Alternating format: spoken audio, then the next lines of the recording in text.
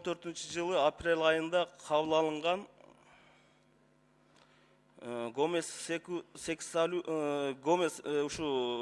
гомосекс жөнүндө Кыргыз Республикасынын мыйзамы боюнча беренелерине карай турган болсок, бул мыйзам жалпыга маалымдоо каражаттарын жана коомдук жайларда пропагандоого тыюу салынган берене бар да.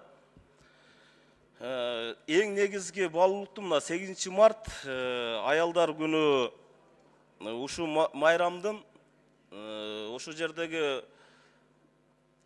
аялдар күнүн ушунчалык баркын кетирди да. 8 марттын баркын кетирди. Бул өтө жаман көрүнүш да. Себеби мына гомосексуализмдин биринчи илдеттери бул ВИЧ ооруларын жайылтуу. Ушуларды дүйнө жүзү азыр ВИЧ менен күрөшүп атса, биз ушу биздин Кыргызстаныбызда 2,5 миңге жакын ушундай адамдарыбыз бар экен. Ошоларды 6 миллион жаранды укугун ушу 2,5 миңге жакын адамдын укугун колдойбуз деп чыккандарга бул өтө уят нерсе да.